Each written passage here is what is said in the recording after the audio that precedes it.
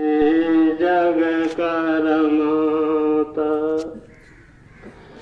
आसन लाए माता भगत तुम्हारा याई के आसन लावा जग मैया अपने भगत के हृदय मोहो आसन लाए आदि सगति मो बोला धर्म कर बाणी मैया जेहि वाणी को सुने से माता धर्म का ज्ञान होया मैया कोटि पाप कटई मान करमो मान तो बड़ा सामर्थ अब बाट तुम ही हृदय में बैठे के मैया सबके मन का सम्हारा माता तोरी कृपा से भक्ति जन्म ले तुम ही सबका सम्हारे के माता राखा अपने चरण मैया। बोलो शक्ति माता की। तो चर्चा अयोध्या की है, तो अयोध्या की चर्चा में क्या होता है कि भगवान राम के बारे में जो चर्चा की जाती है उससे मनुष्य के कई जन्मों के पाप कटते हैं। तो इसलिए भगवान राम की चर्चा की जाती है। तो चर्चा कुल परिवार की जाती है। तो भगवान राम के कुल परिवार सहित की चर्चा करने से धर्म का ज्ञान, परिवार का ज्ञान, भक्ति का ज्ञान और कैसे उनके चरणों में एक जीव जाता है यही सब मिलता है। इसलिए मनुष्य जन्म लेकर के राम की ही चर्चा करता है। राम की चर्चा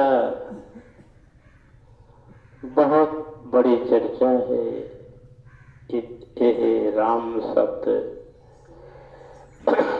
सारी धरती को नाप डालो राम शब्द से तब पर भी धरती छोटी पड़ जाती है। इसलिए मनुष्य के जीवन का कल्याण, परोपकार, उपकार सवे राम शब्द ही करता है और संसार में मनुष्य कुछ नहीं करता है। तो राम राम करते करते जीवन सफल हो जाता है। यहाँ तक कि रास्ता चलते हम आप राम राम किसी से कर लेते हैं तो राम राम करने से क्या मिलता है कि हमारा आपका रास्ता चलते काम हो जाता है। रास्ता चलते काम हो जाता है। इसलिए राम राम एक दूसरे से करो तो प्रेम से करो। प्रेम में ही राम मिला करते हैं। तो ध्यान रखना, जब अंदर प्रेम पैदा होता है तभी हम किसी दूसरे से राम राम करते हैं। तो राम राम करने में कभी शर्म नहीं करना चाहिए, ना दुश्मनी देखना चाहिए कि हमको इन्होंने क्या कहा था। तो सामने आते ही राम राम कर लेना चाहिए और दूसरी ओर मुख नहीं करना चाहिए। तो अयोध्या में राम जन्म ली, वो राम कौन है? निराकार है, जिसका कोई आकार नहीं है, जो सारे ब्रह्मांड में समाये ही हैं। जहाँ पर उनका नाम लो वहीं वो मिल जाया करते हैं और सारे धरती में समाये हुए हैं, पेड़ पौधों में समाये हुए हैं, मानव में तो समाये ही हैं। इसलिए राम को ढूंढना नहीं पड़ता है। मन से हृदय में जो राम का नाम लेता है उसके ऊपर राम की कृपा हो जाया करती है। तो हम आज राम की चर्चा करते हैं, जिस चर्चा में हमारे आपके पाप कटते हैं और उनकी कृपा होती है और हमारा आपका काम होता है। इसलिए मिले या न मिले, लेकिन भगवान की कृपा से सब काम होते हैं। तो राम सब में समाया है और राम के नाम से ही संसार चल रहा है। तो उन्हीं के नाम पर हमारा आपका काम पूरा होता है। जो करो राम के नाम से ही करो। तो अयोध्या की चर्चा है, अयोध्या के राम की चर्चा है। तो वहां पर सभी भगवान पैदा हुए है अयोध्या में। तो अब जो है चर्चा में आज यहीं से शुरू होता है कि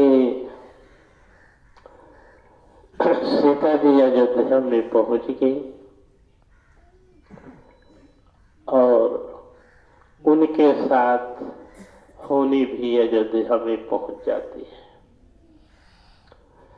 तो सीता जी अयोध्या पहुंच गई, उनके साथ होनी भी पहुंच गई। तो होनी, ध्यान रखो कि होनी होके रहा करती है, किसी के बस की बात नहीं है। राम भी जहाँ जन्मे वहां भी होनी होके रही। भगवान राम भी नहीं रोक पाए। तो इसलिए संसार में सबसे बड़ी होनी है, जो होता है अपने आप हो जाता है, कोई उसको रोक नहीं पाता है। तो होनी होए, कुछ भी हो, हमको आपको कष्ट, तो हमको आपको दो चीज संभाले रखना चाहिए। एक तो हम आप संतोष करें। संतोष जो है सबसे बड़ी चीज है। संतोष होनी को भी टाल देती है, होने को भी टाल देती है। इसलिए संसार में हम आप भगवान की शरण में जाएं, उनकी शरण में रहें। तो सबसे पहले क्या सीखें? संतोष करना। संतोष करना। अगर आप संतोष नहीं करते हैं तो राम के समान हो जाओ, तब पर भी होनी होके रहती है। होनी को रोकने वाला कौन है? संतोष। संतोष जिसके हृदय में आ जाता है वही भगवान का भक्त होता है। संतोष। तो आज हम आप क्या कहे सुन रहे हैं कि सबसे बड़ा संसार में संतोष होता है। तो हमको आपको संतोष करना चाहिए। तो अयोध्या में होनी पहुंच गई। सीता जी जगत की माता हैं और भगवान राम ही कैकेयी हैं, कौशल्या हैं, लक्ष्मी हैं, सब तो भगवान हैं। कौन बड़ा और छोटा है? सारे भगवान अयोध्या में जन्म लिए। राजा दशरथ है, वो चक्रवर्ती राजा, संसार के राजा। तो अब वहां पर सब भगवान माना जाता, लेकिन तब पर भी होने पहुंच जाते हैं, होने पहुंचते हैं और परिवार में खलमंडल मचा देती है। तो अब सीता जी कहते हैं कि हमसे बड़ा कोई नहीं, हम 3 लोग की महारानी हैं। और कैकेयी कहते कि हमसे बड़ा कोई नहीं, हम तो सब कुछ लेके बैठे, सबसे सुंदर हैं, सबसे ज्ञानी हैं, अमृत को अपने मुख में लिए हुए हैं, तो हमसे बड़ा कौन है? मैं किसकी बात को सहन करूं? हरे सुनाहु भगत कथाय पुराण, हरे अपने घरामा बड़ा ना बने का चाही, भगत को से सुना हो।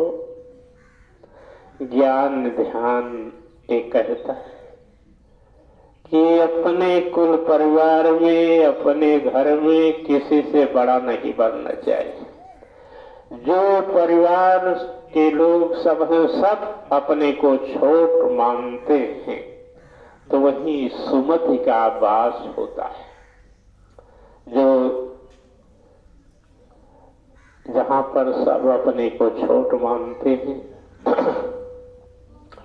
और जहां पर सब अपने से अपने को बड़ा मानते हैं, वहां कुमति का वास होता है। ध्यान रखो कि सुमति और कुमति कैसे काम करते हैं। जहां पर सब अपने को छोट मानते हैं, वहां कुमति का वास होता है। जहां सब अपने को बड़ा मानते हैं, वहां कुमति का वास होता है। तो जहां बड़ा मान गया, हुई कुमति आए, हुई लड़ाई झगड़ा, सब आय के गिर पड़े, होनी आय के गिर पड़े। जहां बड़ापन आ जाता है कि हम बड़े हैं, हम चालाक हैं, हम बुद्धिमान हैं, हमसे बड़ा कोई कुछ नहीं जानता है। तो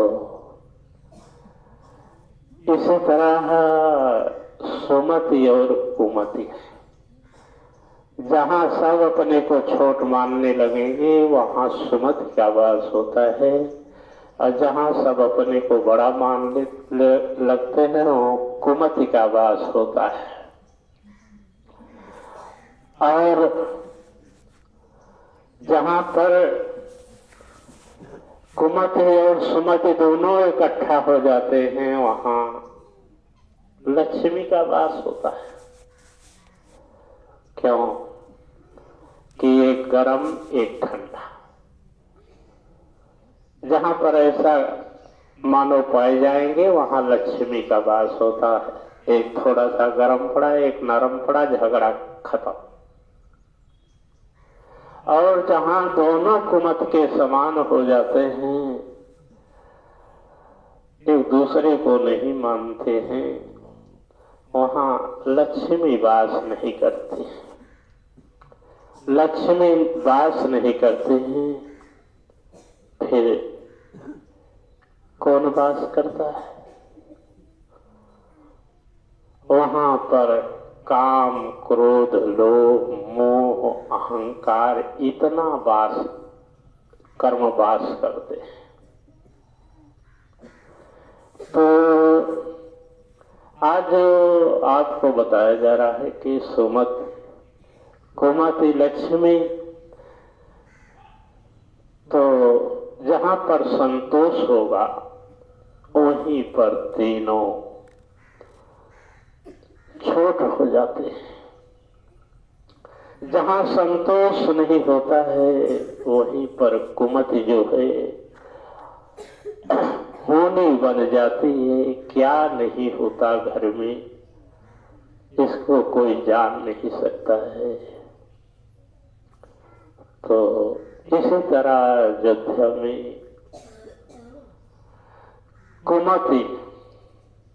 कुमति माने कैकेयी, सीता माने बड़प्पन। तो कुमति और बड़प्पन से, बड़ाई से भेद हो गई कि हमसे बड़ा कोई नहीं है। तो अब सीता जी उन्हें सोचे कि हम 3 लोग की माता है, हम नहीं सहन करेंगे। कैकेयी सोचे कि हमसे बड़ा संसार में कोई है ही नहीं, तो कैसे होनी काम नहीं कर पाएगी। तब होनी काम किया है अयोध्या में।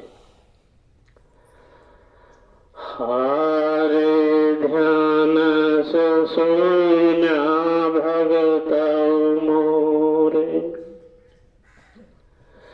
ज्ञान वही हो बड़ा कहिलावै, जे करे नयंदर हो संतोष। ज्ञान वही बड़ा है, उसी के अंदर बड़ा है जिसके अंदर संतोष है। और जिसके अंदर संतोष नहीं है, ज्ञान भी बड़ा माना जाता है। एक दिन ज्ञान आगे बोलते बोलते वो सर्वनाश कर देता है। तो संतोष जहां पर हो वही ज्ञान हो, तब दोनों मिल करके मानव को पार करते हैं और प्रभु के चरणों में लगा देते हैं। तो सीता जी और कैकेयी दोनों जन के अंदर संतोष नहीं था। बड़ा तो रहे, दोनों जन किसी से कोई कम नहीं था, लेकिन इनके अंदर संतोष नहीं था। इसलिए होनी आकर के इनको नचा दिया। होनी आके इनको नचा दिया। अगर संतोष होता तो होनी कुछ न कर पाती। हरे सुना आज कथा पुराना, होना लगे कैकेयी अवसिया जी में, भगता हुआ जलाइया सुना। तो जैसे आज सासपतों में झगड़ा हो लगा था, वैसे कैकेयी सासपतों में झगड़ा शुरू हो गई।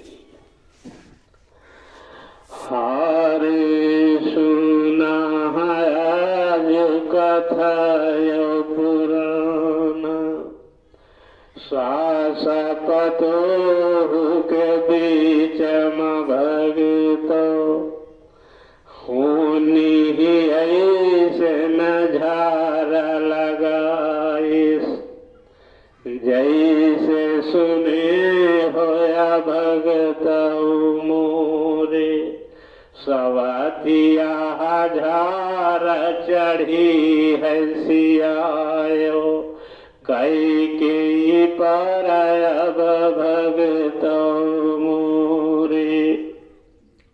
तो सवतिया झार सबसे बड़ी होती है ये हो कि दोनों एक दूसरे से कम नहीं लगोते।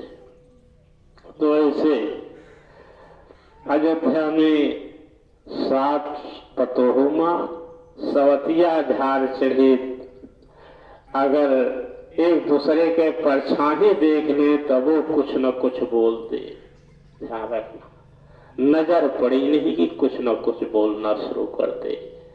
तो संसार में, एक घर में, एक महल में 7 पतोहू में झगड़ा शुरू होती है तो जैसे सवतिया झार कि मुंह से न बोल पावा तो घोड़े पटका। ध्यान रखना, सवतिया झार जब चढ़ती है, जब मुंह से न बोल पावा तो घोड़े पटक पटक के धै दिया।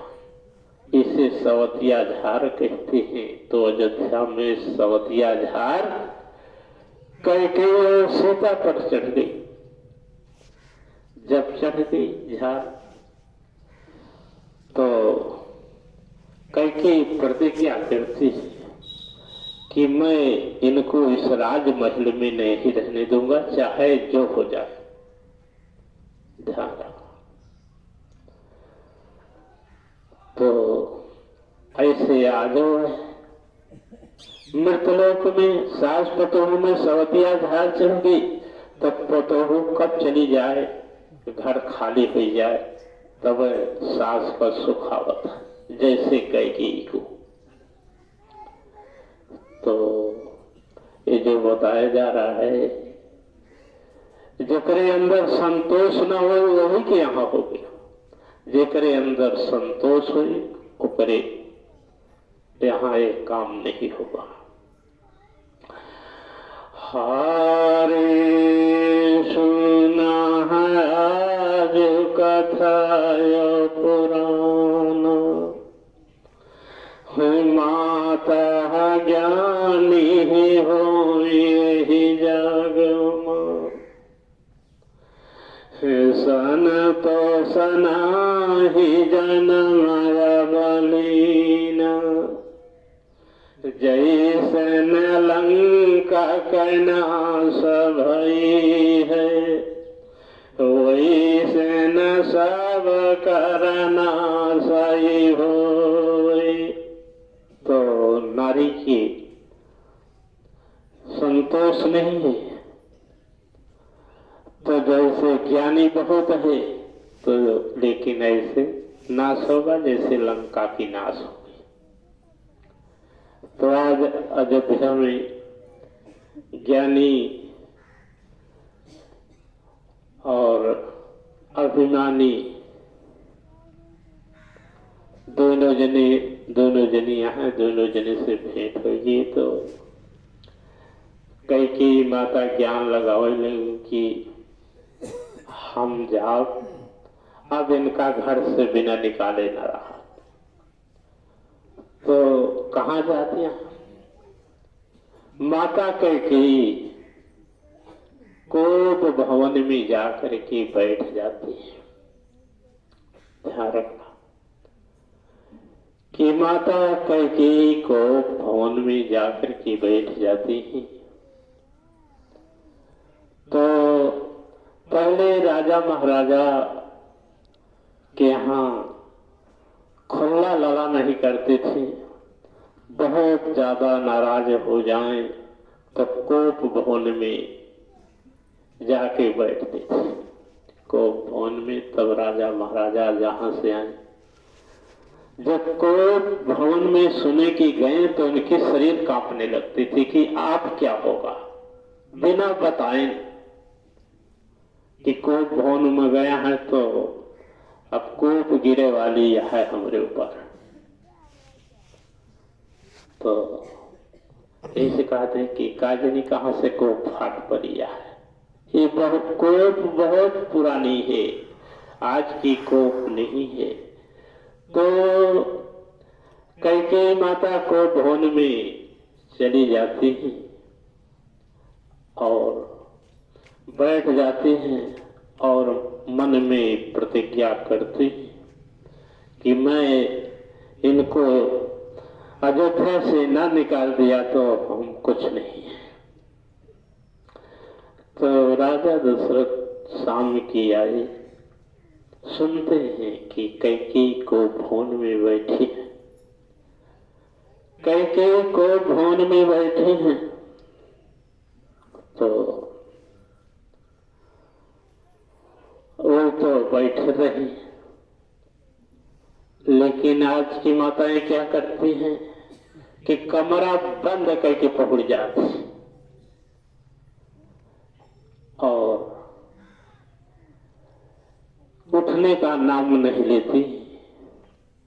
इसी तरह कैकेयी को वन में बैठ गई। जाकर के राजा दशरथ शाम को पूछते हैं कि कैकेयी कहाँ है। तो पता चलता है कि कैकेयी को वन में गई है, कैकेयी को वन में गई है। सब कहने लगे भोजन नहीं बना, शाम को भोजन नहीं बनता है। सब अपनी अपनी में भूखे बैठे हुए हैं और आज क्या होगा यही सब इंतजार कर रहे हैं कि वन में जाने के बाद खाना पीना सब बनना, खाना सब बंद हो जाता है। और राजा दशरथ आए तो देखा कि कैकेयी को वन में बंद है, तो कैसे उनको मनाया जाए, बुलाया जाए, क्या पूछा जाए। तो अब पूछने के लिए राह राजा दशरथ निकालने लगे कि कैसे उनसे पूछूं और उनको क्या कहूं। तो राजा दशरथ सोचते सोचते जाके दरवाजे के बगल में खड़े हो जाते हैं।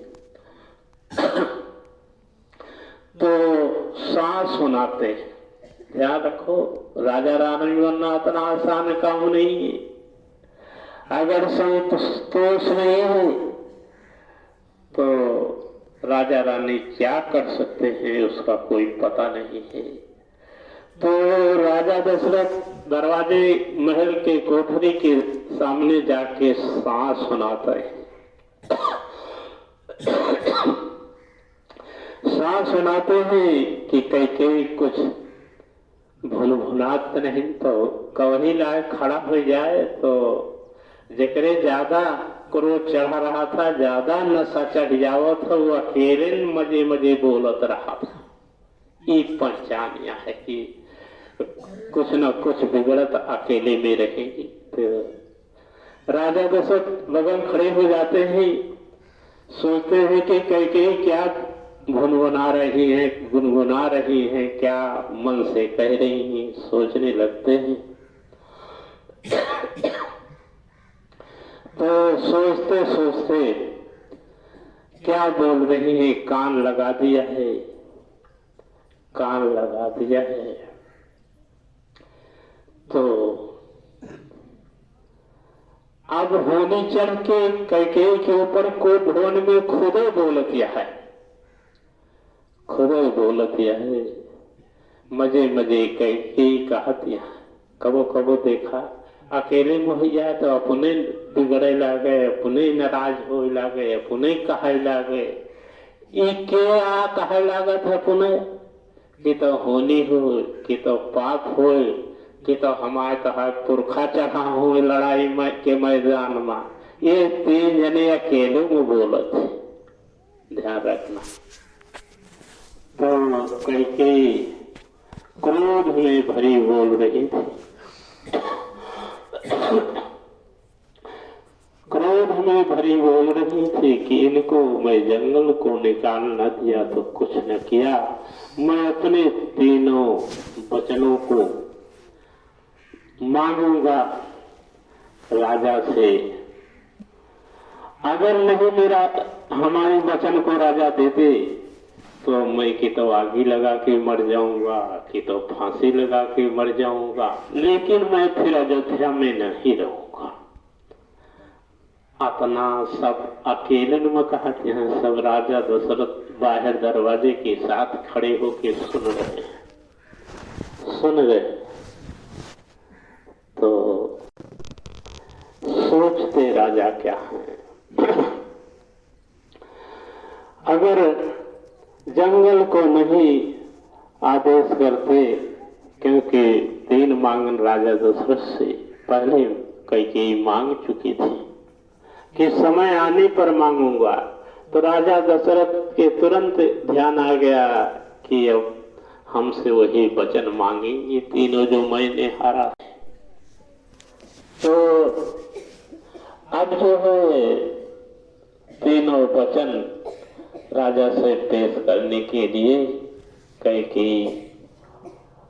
अंतर आत्मा से को भवन के अंदर बोल रहे हैं। अब क्यों उनका बुलावता है होनी, उन्होंने नहीं बोला तो उन्हों को दोष नहीं न, लेकिन होनी तो बुलावत दिया।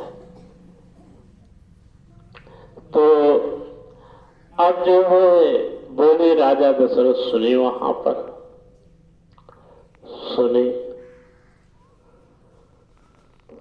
तो अब जो है यह को समझ लिया कि बोलता है जो अयोध्या में कराई से वह बोलता है यहाँ की, ध्यान रखना। और गुरु महाराज नहीं बोलते, गुरु महाराज कैसे बोल पाएंगे, का देखत रहे, लेकिन जे कराई से बोलता है। जब मेरे गुरु महाराज का दोष नहीं ना, तो होने जो बुला रही है उसके को बस का नहीं ना, वो चाहे जैसे जौन बुलाए दे, चाहे जैसे जौन कहवाए दे, चाहे जैसे जौन करवाए दे। तो अब बातचीत हुई नहीं हुई, लेकिन बाहर से सब सुन लिए कि यही करना है। तो अब राजा दशरथ क्या करते हैं कि महल के अंदर जा रहे हैं, तो उनके नैनों से आंसू गिर रहे हैं, नैनों से आंसू गिर रहे हैं। राजा दशरथ को भवन में रोते हुए रानी के सामने अपने खड़े हैं। तो रानी क्या कहते हैं कि अब क्यों रो रहे हो, अब क्यों रो रहे हो, जौन वचन हारा का भूल गया, अब रोए से तहार प्राण न बचे। कि जौन वचन हारा का भूल गया, अब रोए से तहार प्राण न बचे।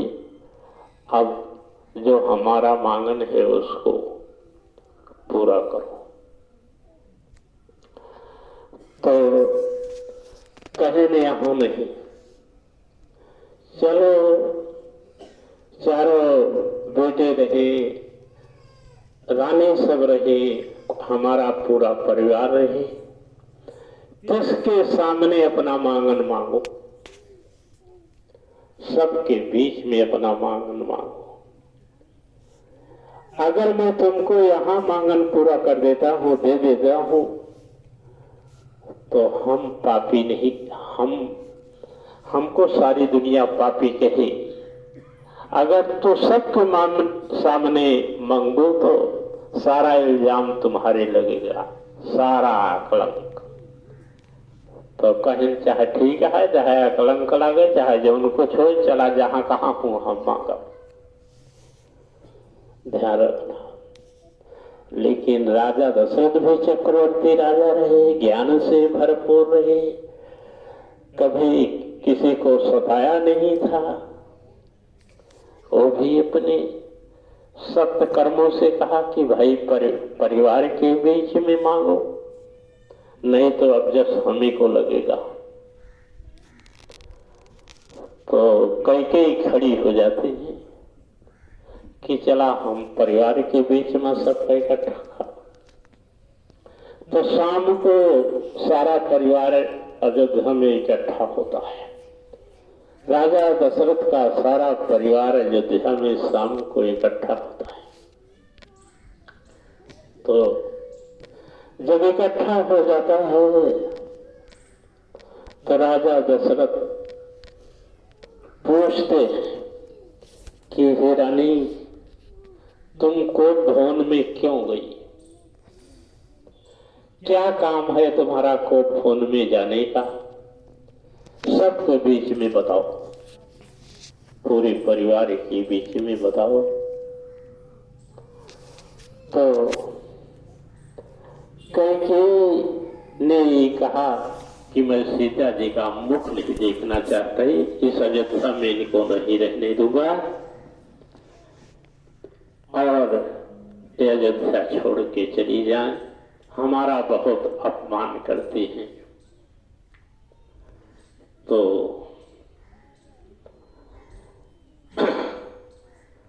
अब कौन बोलता है? कोई बोलने की दम तो है नहीं किसी की। सीता जी अयोध्या छोड़ के चली जाए।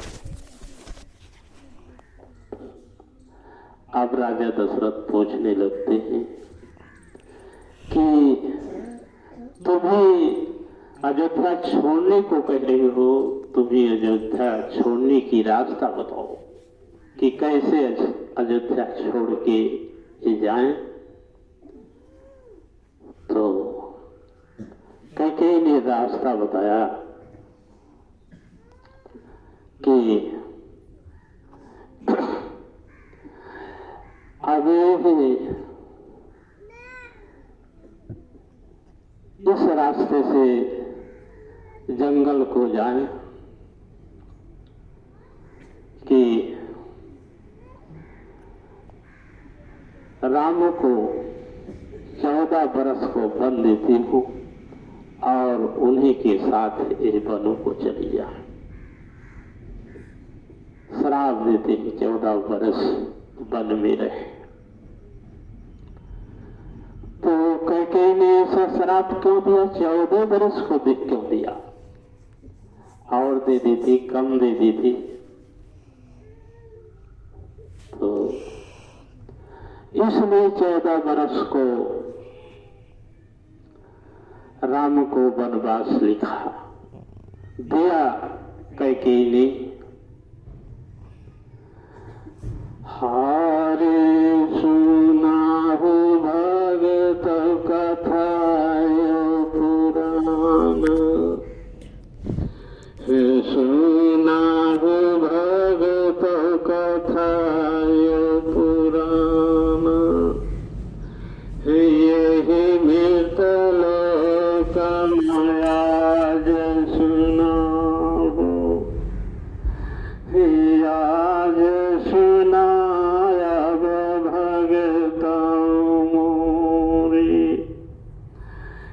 आज सुनाया भगत मोरी, 14 जन्म तक कीन तपस्या, आज है राम के मिलने की ताई। तो कैकेयी भी 14 जन्म भगवान की तपस्या किया था मिलने के लिए। 14 जन्म जब तपस्या कर लिया, भगवान राम नहीं मिले। कैकेयी ने प्रतिज्ञा किया था कि इतना कर्म कर डाला है भगवान, तुम हमको नहीं मिले, हमारी गति हो गई। हम कितने दिन भूखे प्यासे नहीं भगवान के मिलने के लिए, तुम्हारे मिलने के लिए, इसलिए 14 जन्म को मैं 14 बरस बना कर देती हूँ। लेकिन जैसे मैं भूखी प्यासी तड़पती रही, ऐसे तू तड़प गया। तब तो पता चली कि भक्तन कैसे तकलीफ हमारी दाएं उठावत है और हम नहीं मिले तो उनका कितना बड़ा दुख होता होगा। ध्यान रखना, जो जितने नेक है उतने बेकार हो जाता है। मनुष्य कर्म करते करते थक जाता है, भगवान नहीं मिलने लगते हैं तो कहते हैं चलो गलत काम ही करें। तो 14 जन्म के कर्म को 14 बरस बना दिया कि तू 14 बरस जाए के वन में रहा तो पाप भोजन से भेंट न हो। जैसे हम तो आप बरत रहे थे किसी के नाम पर, इसी तरह कई भी कभी तपस्या किया था, नहीं भगवान मिले उनको तो मौका पाने पर वो भी बदला अपना चुका लिया। संसार में चाहे भगवान राम हो, चाहे कोई हो, मनुष्य हो, अगर हम उसके प्रति कर्म करते हैं वो नहीं मिलता है तो कभी तो बदला देना ही पड़ेगा भक्तों इस संसार में।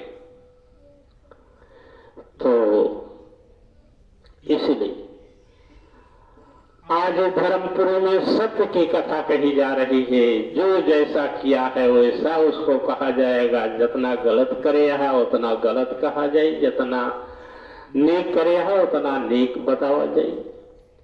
कई जितना गलत काम किया है उतना अच्छा भी काम किया है। एक भक्त को भगवान ने इतना तड़पाया, 14 जन्म तक तड़पाया, तो भगवान ने क्या कोई अच्छा काम किया है? उनके साथ भगवान के साथ भी गलत काम हो गए। तो जैसे ध्यान रखो, जैसे ब्रह्मा जी की माया को भगवान ने 6 महीना चुराए के रखे रहे। 6 महीना भगवान ले गए रहे, चुराए ले गए रहे माया का। ब्रह्मा जी तड़पते रहे ब्रह्मा जी की कहाँ को चली गई, कैसे चली गई, मिल रहे। तो ब्रह्मा जी मौन बैठे थे।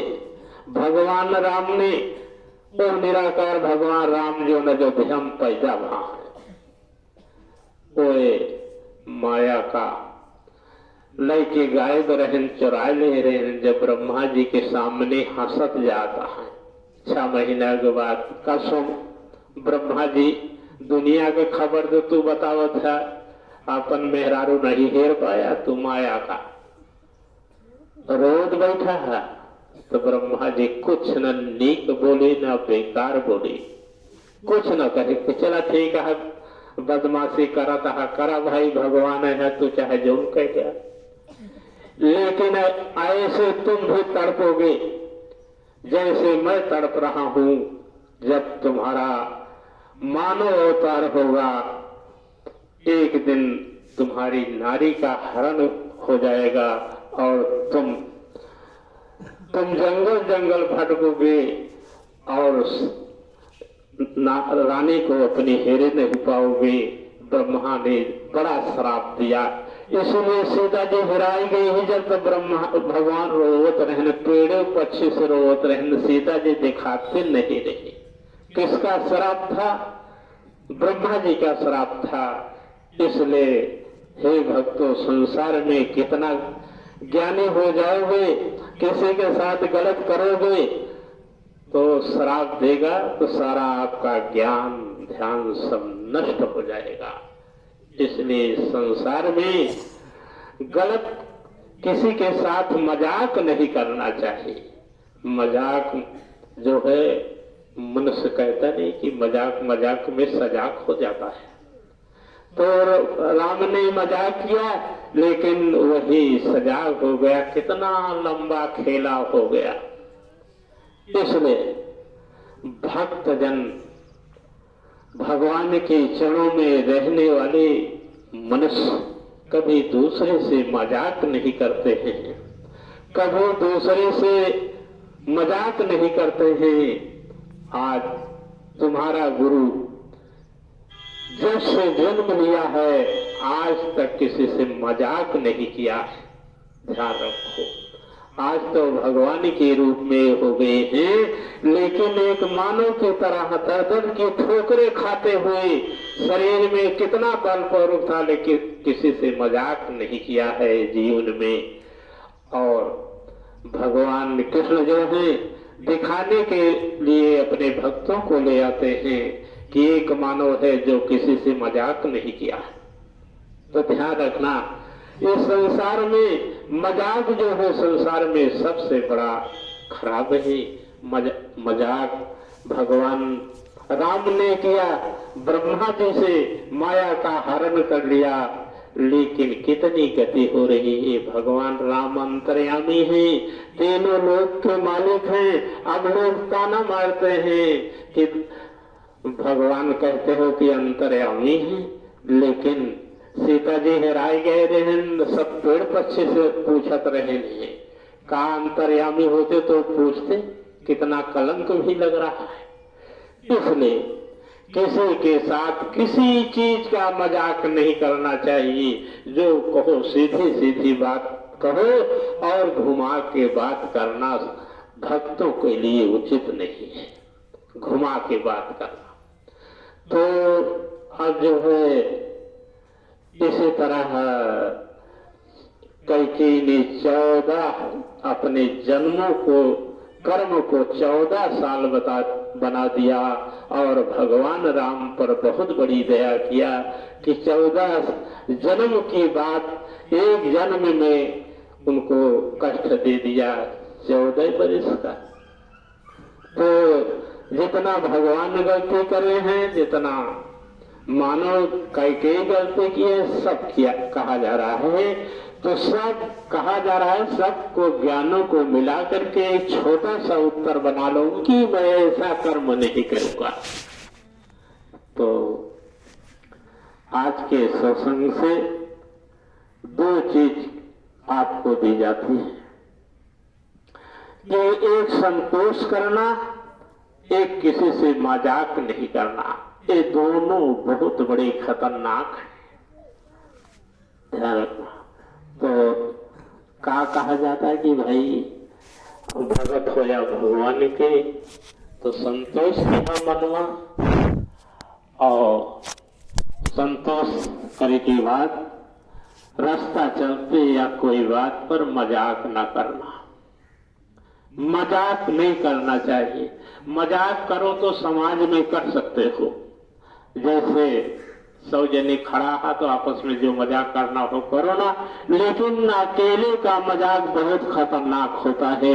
अकेले का मजाक जो है रो रो नर्क तक पहुंचा देता है। इसलिए मन में प्रतिज्ञा रहे, गुरु वाणी याद रहे कि मैं अकेले में किसी से मजाक नहीं करूंगा। हे भक्तों, ये सतगुरु की सीख है, यही सतगुरु की सीख है। इस दोनों को बचाते हुए इस मृतलोक में भगवान के चरणों में आओ और उनके चरणों की पूजा करो। अपने कर्म धर्म को संभालो, और 10 रुपया जो दान देते हो उसको देकर कभी पछताना नहीं चाहिए। सब कुछ न भूले, लेकिन दान देकर के तुरंत भूल जाना चाहिए कि हम क्या दिया है क्या नहीं दिया है। उसका जोड़ा गांठा कहाँ खर्च हुई, कुछ काम आगे कैसे हुई, तो दान दे करके पछताना और उसको सोचना, ये भगवान के चरणों तक यह ज्ञान नहीं पहुंचने देगा। तो जो बात आपको बताई जा रही है, इसको अपने हृदय में रखते हुए, समझते हुए अपने भगवान के चरणों में मन लगाए रखो कि हमको क्या करना है, कैसे रहना है, और कैसे अपने परिवार को देखना है, या पहले कैसे गुरु को देखना है। तो तुमका गुरु देखे, तू अपने परिवार का देखा, तो दोनों मिलकर के हम आप भगवान तक पहुंच जाएंगे, अपने परिवार की रक्षा भी कर लेंगे, और हमारा कर्म धर्म सत्य तीनों बना रहेगा। तो यही सब चर्चा तो राम को कैकेयी ने 14 बरस का वन लिख दिया और उनके साथ में सीता जी भी बन जाने के लिए तैयार हो गई।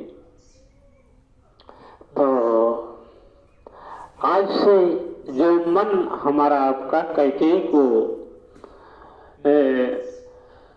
दूसरे रूप में सोचता था कि कितनी बड़ी डाइन थी, लेकिन आज से डाइन न सोचा जाए, माता के समान सोचा जाए, एक भक्तिन उनको सोचा जाए कि प्रभु की भक्तिन थी। 14 बरस तपस्या किया मिलने के लिए, भगवान नहीं मिले तो उन्होंने ऐसा क्रोध में आकर के ऐसी वचन दे दिया। तो जो राम परिवार में पैदा हुए थे, उनके परिवार में सब ब्रह्म ज्ञानी थे, सारे ब्रह्म ज्ञानी थे। इसलिए भक्तों सबके मन की सब हाल जानते थे कि इनके मन में कहा है, वो उनके मन की हाल जाने। तब देखा कि होनी जो है हो के रही है, कर्म कभी झूठा नहीं होता है। इसलिए संसार में संसार झूठा हो जाएगा, लेकिन हमारा आपका कर्म झूठा नहीं हो सकता है। आम लगाए हो तो आमे खाने को मिलेगा, बबूर बोए हो तो बबूर मिलेगा। इसमें बबूर आम नहीं हो सकता है, चाहे भगवान कितना लग जाए। इसी तरह हम आप जो कर्म किए हैं उसको भुगतना ही पड़ेगा, कभी शांति नहीं मिल सकती है। लेकिन भगवान के चरणों में जाने से मनुष्य दुख से व्याप्त रहता है, तब पर भी हंसते हंसते अपने कर्म को पूरा कर दे जाता है। तो यही सत्संग आज खत्म किया जाता है। अब अगले सत्संग में भगवान राम के वन की तैयारी होगी। तो 1 महीना वन जाए का रास्ता निकालें, भरत क्या कहे, ये सब चर्चा अगले सत्संग में होगी। और हम आप क्या लेके जाएं, संतोष। संतोष हमारे आपके अंदर बना रहेगा तो सब काम पूरा होता रहेगा। और इतना ज्ञानी न बन जाएं कि हम आप अपने ज्ञान से अपने आप को बिगाड़ बैठे। तो यही सब चर्चा है। तो अपने परिवार को अपनी कमाई दे करके उसको भूल जाना चाहिए। नहीं, रोज नहीं कहना चाहिए कि हम भाई को इतना दिया, माता को उतना दिया, उनको उतना दिया। एक कहने से उसका सुख खत्म हो जाता है, सुख खत्म हो जाता है। इसलिए हे भक्तों, अपने परिवार में किसी को 10 रुपया दे करके उसको गाते नहीं रहना चाहिए, नहीं, उसका महत्व खत्म हो जाता है। और पर उपकार करते रहना चाहिए। अगर भगवान दिए हैं तो कुछ न कुछ उपकार करते रहो। तो संसार में सबसे बड़ा उपकार है जो दूसरे का उपकार करता है, उसका उपकार भगवान किया करते हैं। दूसरे का उपकार करने से क्या होता है, जो दूसरे के करत हो कोई भगवान करत है।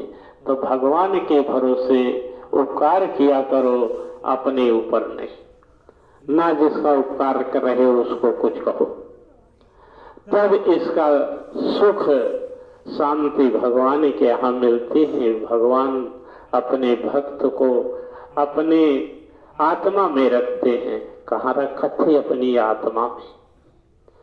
तो भगवान की भक्ति जो है, ऐसा करो तनको मन झूठ बोले करे तो डांटे अपने मन को कि भगवान तो बैठा है हृदय में, झूठ बोले जाता है तू, तो उसे गंवार क्यों नहीं ना।